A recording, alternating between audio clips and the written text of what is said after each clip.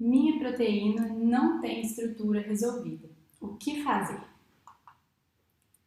No vídeo de hoje nós vamos falar então desse problema muito comum que acontece quando você está estudando um gene ou uma proteína e aí você joga a sequência no banco de dados de estruturas e não retorna nenhuma estrutura resolvida experimentalmente idêntica à sua sequência. Então nós vamos falar um pouquinho sobre o que fazer então nesse caso. Bom, o primeiro passo, então, como a gente falou, é fazer a busca dessa sequência num banco de dados de estruturas de proteínas, como é o caso do PDB, ou Protein Data Bank. Então, o PDB é um repositório, o maior conhecido, um banco de dados público, que contém todas as estruturas de proteínas resolvidas experimentalmente, seja por cristalografia, por difração de raio-x, seja por ressonância nuclear magnética ou outras técnicas. Então, o primeiro passo é pegar a sua sequência e fazer uma busca avançada nessas bases de dados para encontrar uma estrutura que seja idêntica ou o mais similar possível à sua. Então, isso é feito usando algoritmos de alinhamento de sequência. Então, eles usam algoritmos para buscar a sua sequência nessa base de dados, diversos tipos de algoritmo. E a ideia é encontrar, através desses algoritmos de alinhamento de sequência, estruturas de sequência idêntica à sua. Bom, acontece que muitas vezes, frequentemente, você não vai encontrar uma estrutura idêntica à sua, tá?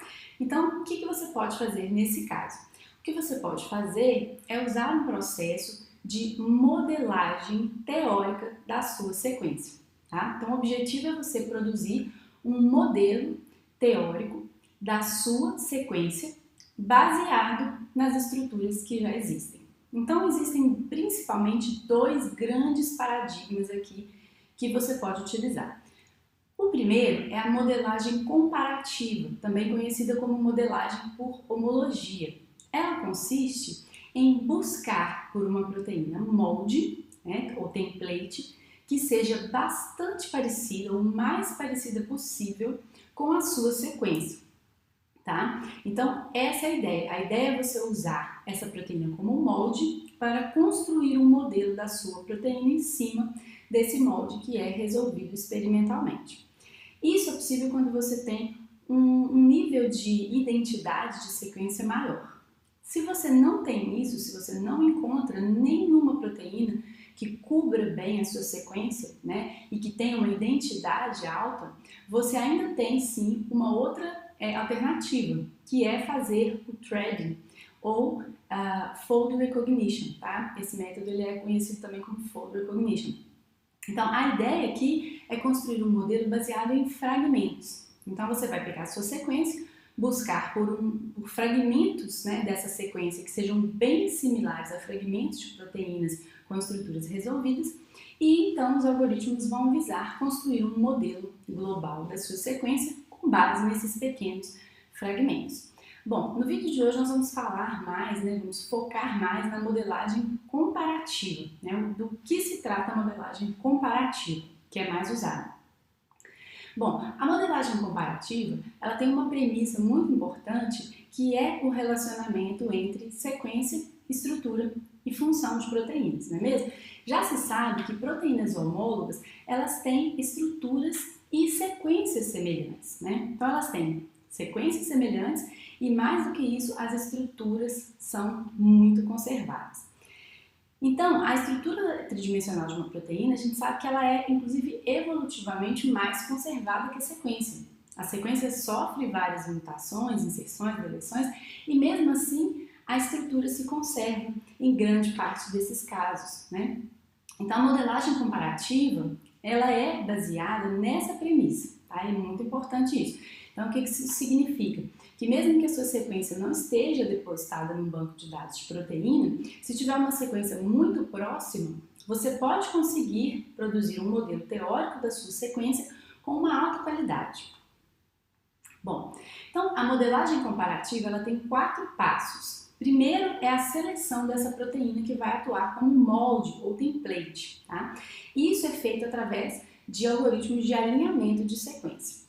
O segundo passo consiste, então, num alinhamento muito bom, mais perfeito, mais fidedigno possível, da sua proteína-alvo, da sua sequência, com a sequência da proteína molde. O terceiro passo é, então, a construção do modelo, ou seja, você vai obter estruturas, a estrutura tridimensional, né, coordenadas tridimensionais para cada um dos átomos dessa estrutura, baseado no molde que você usa. E, por fim, o quarto passo será, então, a avaliação da qualidade do modelo teórico que você construiu. Vamos falar, então, desses 4 passos com mais detalhes agora. Bom, o primeiro passo, né, é crítico. Seleção do molde. Se você escolhe um molde que não tem nada a ver com a sua proteína, ou que é pouco relacionado, né, à sua proteína-alvo, você vai ter um modelo ruim. É o que eu sempre falo, né? Quando a gente usa um algoritmo, um programa, lixo que entra é lixo que sai. Então não é porque você usou um programa de modelagem que você tem um modelo fidedigno. Não. Isso depende de todos os passos, de como eles foram bem definidos, né? Então a seleção do molde é crítica, tá? É uma etapa crítica. Como a gente falou, essa parte é feita usando algoritmos de alinhamento. Então é possível que você faça um BLAST ou um FASTA, ou inclusive diversos tipos de BLAST, por exemplo, CBLAST, né? Então essa primeira etapa é feita usando algoritmos de alinhamento de sequência mesmo. Então você vai alinhar as proteínas da base de dados contra a sua sequência, né? São inúmeros alinhamentos par a par, pode ser uma etapa demorada inclusive, né? E aí o que você vai buscar para escolher um bom molde? A primeira coisa que é importante é o percentual de identidade. Quanto maior o percentual de identidade de aminoácidos, melhor vai ser o seu modelo, né? Mais fidedigno, de mais qualidade ele vai ser. Além disso, tem um outro passo muito importante, um outro ponto muito importante, que é a cobertura. De nada adianta você ter 100% de identidade, mas a sequência molde cobrir apenas 50% do seu alvo. Ou seja, você vai conseguir modelar apenas 50% da sua proteína. Então, é um compromisso entre as duas coisas. Você precisa ter uma alta cobertura e a mais alta que você puder identidade, tá? Então, as duas coisas. Mas esses algoritmos também costumam utilizar métodos de detecção de previsão de estrutura secundária. Então, você roda um algoritmo também de previsão de estrutura secundária na sua sequência e olha se ali é uma hélice, se ali é uma folha beta e vê se isso está batendo com a estrutura que você vai usar de molde, tá? Então, grande parte dos programas que existem hoje, a gente vai falar no final de ferramentas, né, desse vídeo, eles já fazem esses processos para você, mas é importante você entender como é que eles são feitos, tá? Então, o segundo passo é o alinhamento, tá? O alinhamento, ele vai ser aproveitado do passo anterior, porque no passo anterior, da seleção do molde, você já fez um alinhamento. Contudo, pode acontecer de você querer refinar mais o alinhamento, tá? Então, você pode fazer esse alinhamento, esse refinamento até manualmente. Como que você pode fazer isso? Você vai verificar características da sua proteína que você conhece, se elas estão bem alinhadas com a proteína molde. Por exemplo, se você tem um sítio ativo que você sabe que é conservado, então você vai verificar se os resíduos catalíticos eles estão em posições bem alinhadas com o modelo, tá? Isso vale também para pontos de sulfeto. É muito comum quando a pessoa está modelando pequenas proteínas, às vezes toxinas, né? E às vezes elas têm a sequência muito variável, mas o pesquisador sabe que existem algumas pontes de sulfeto que são conservadas. Então ele atua ali no alinhamento para garantir que aquelas pontes de sulfeto estejam bem alinhadas, tá? Então essa é a segunda etapa, é um cuidado e pode ser útil para melhorar a qualidade do modelo final. Vamos falar agora do passo 3. O passo 3 é realmente o algoritmo que vai construir o modelo, tá? Há diversos paradigmas para construir o modelo, mas é importante eu dizer aqui para vocês que do ponto de vista algorítmico, né, de algoritmos, o processo de modelagem é um algoritmo de otimização. Você define um conjunto de funções e você visa maximizar ou minimizar essas funções. Tá? Então existem 3 paradigmas. Um é que uma montagem de fragmentos, o segundo é o casamento de segmentos, a gente não vai entrar em detalhes dessas estratégias, mas o terceiro paradigma, que é o modelo de satisfação de restrições espaciais, ele é um modelo típico desses de otimização que nós falamos, tá? Em linhas gerais, como ele funciona?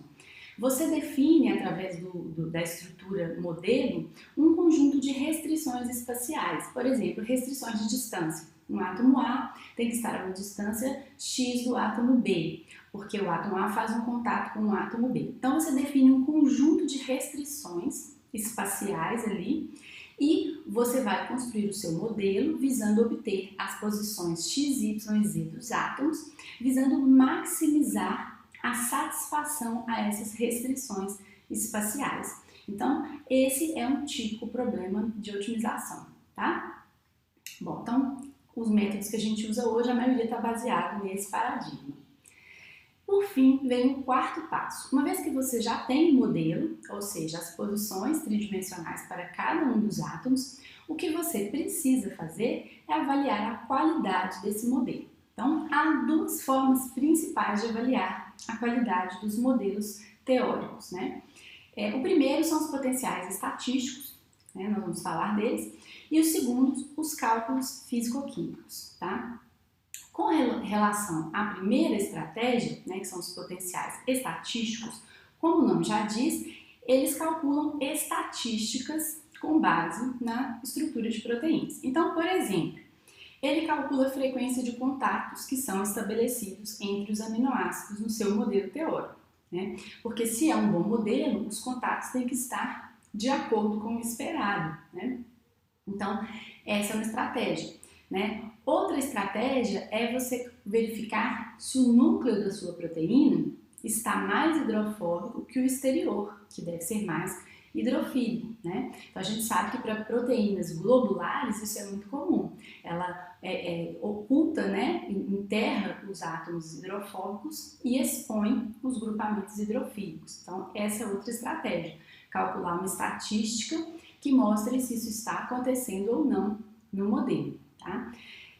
Outra coisa que é feita, né, é olhar a qualidade do alinhamento, né, tanto da sequência quanto da estrutura. Então, um alinhamento muito bom de sequência, com alta identidade, alta cobertura, muito provavelmente vai gerar um modelo muito bom. E a mesma coisa vale para a estrutura. Se você calcula um RMSD da estrutura e tem um RMSD bem baixo, isso também é um bom indício, estatisticamente, de que você terá um bom modelo, tá?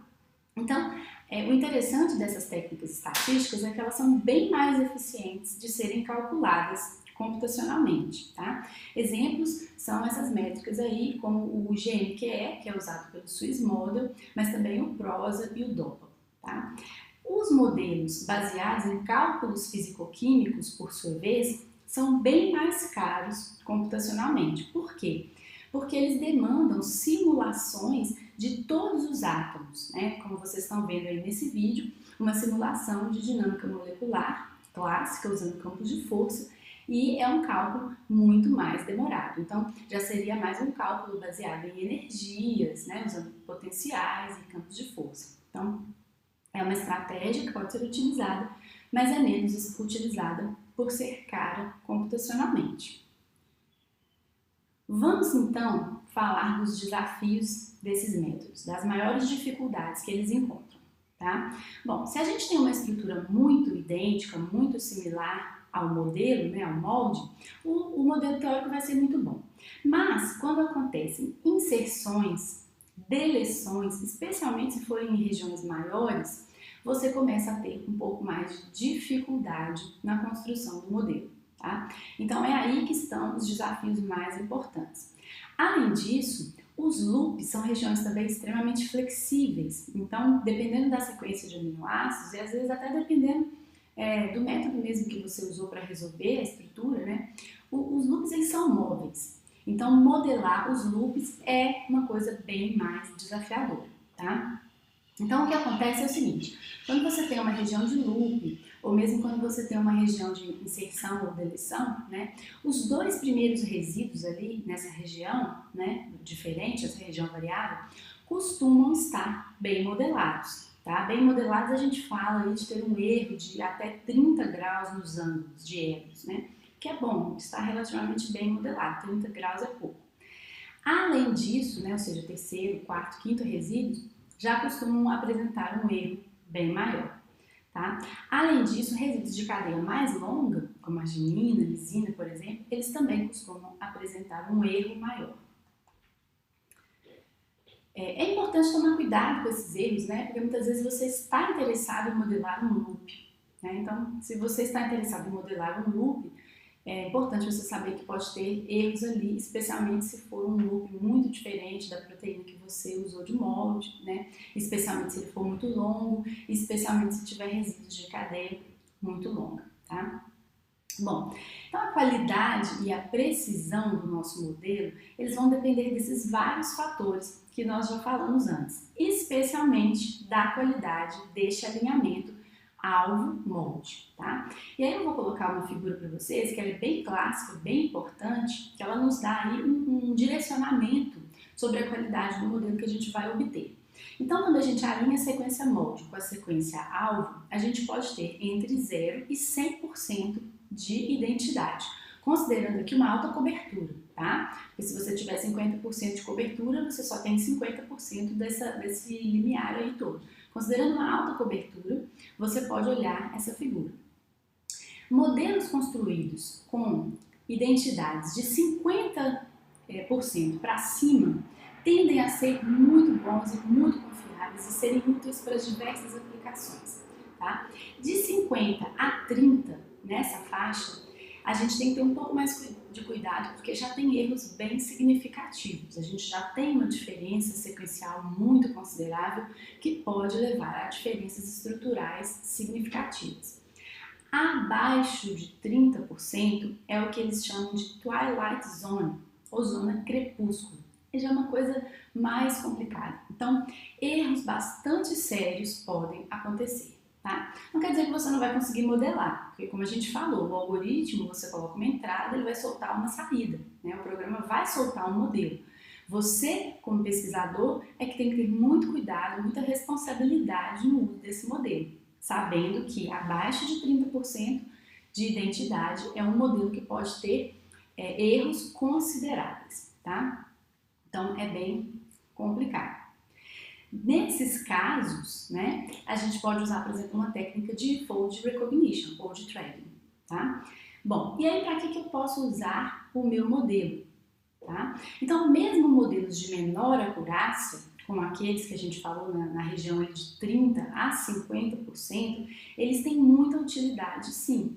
Eles podem ser usados para anotação funcional de genes, eles podem ser usados para comparação estrutural, né? Você vê o que mudou da sua proteína para a proteína que é conhecida experimentalmente, fazer diversas hipóteses ali sobre atividade catalítica, né? Entender mesmo as diferenças estruturais e funcionais.